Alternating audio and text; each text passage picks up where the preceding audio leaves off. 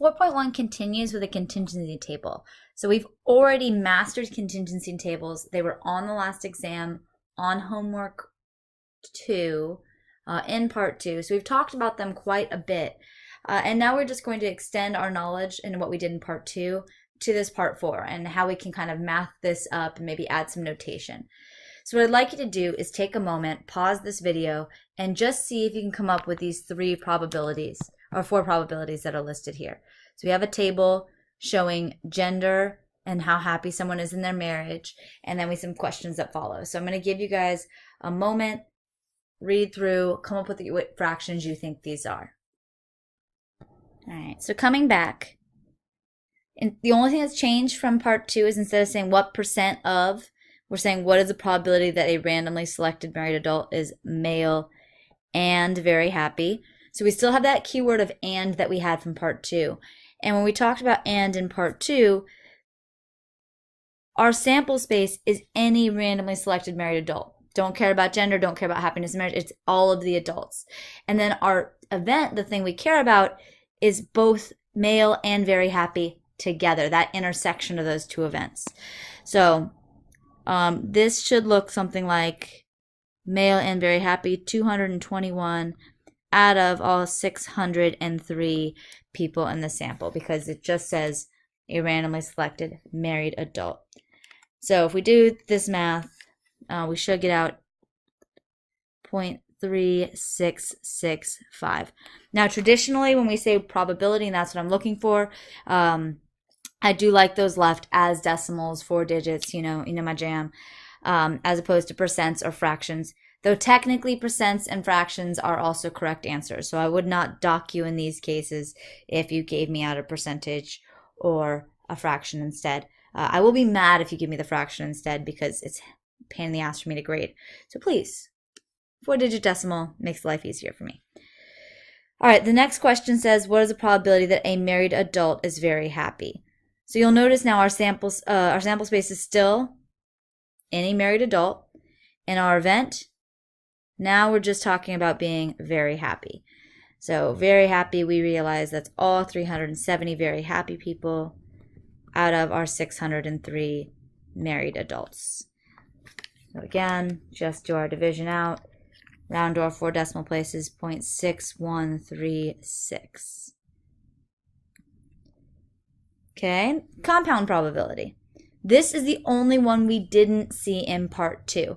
Technically, we kind of saw it in the question with the stock prices and positive, negative, recent day, but that question was already difficult in and of itself. So we're still looking for a probability that a married adult is now male or very happy.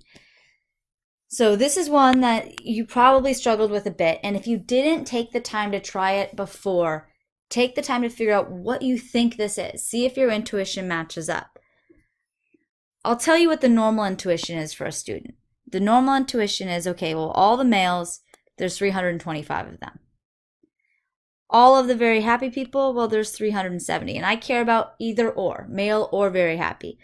So I had a student many years ago at Grossmont who's like, okay, yeah, what I did was I did 325 of the males plus the 370 very happy people, and I divided it by the 603. But if I do that, 325 plus 370, I get 695 over 603. Which gives me out a probability of 1.15. And if I understand probabilities right, that doesn't make sense, right? I can't have a probability greater than 1. My part can't be bigger than my whole. So what's wrong with this? Some of you are probably already screaming at the computer. The problem is, if you count all these very happy people and all these male people, we have double counted these 221 people. We counted them in both the very happy group and in the male group. So we can just correct this by subtracting them off, and then we're fine. So instead of 695, turns out there are actually just 474 adults who are either male or very happy out of the 603. And this is not the only way to get the answer to this. I will show you a different way after I write down this decimal. right? Our probability 0.7861. Another way with similar idea, very happy and male.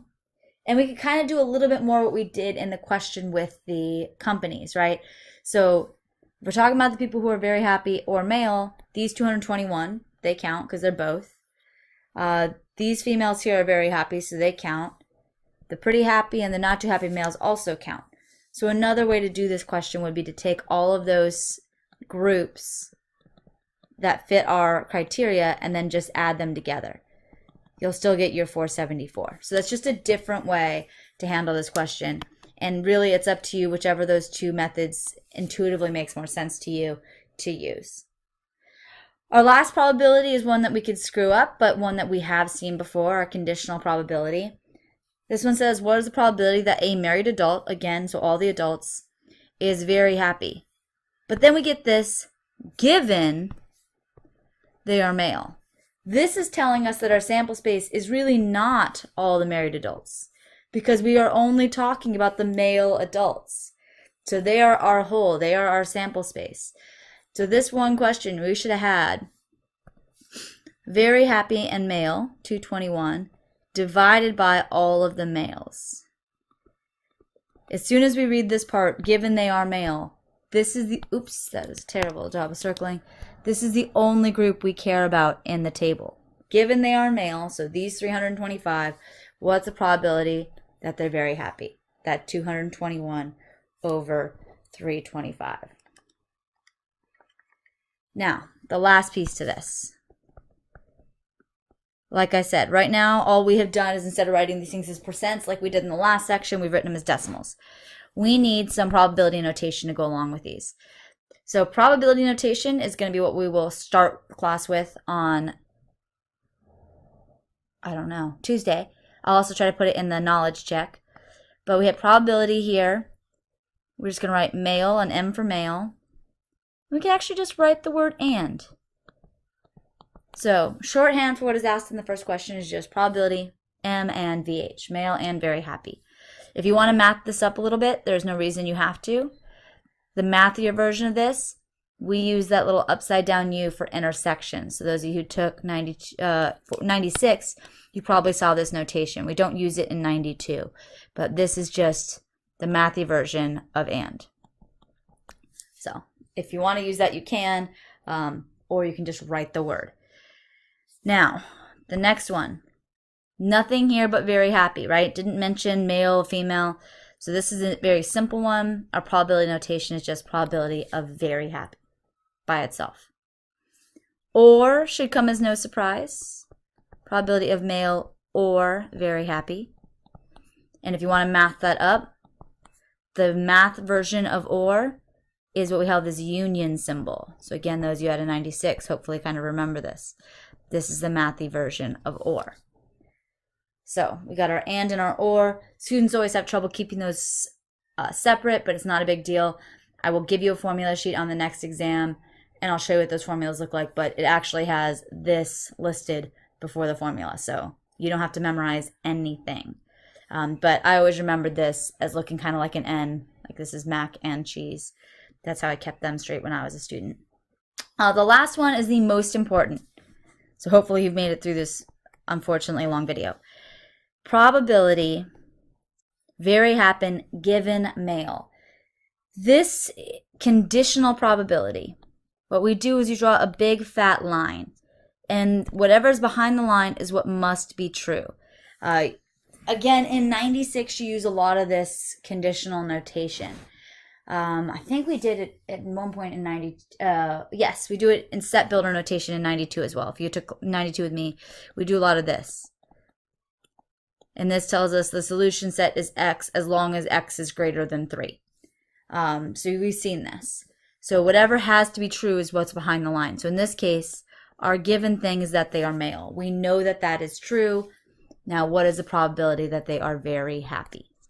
So this, like I said, hugely important. There are a lot of questions on the test that you will get wrong if you have these two reversed or if you don't understand this notation well. So this is 100% going to be on the knowledge check, so make sure you understand it.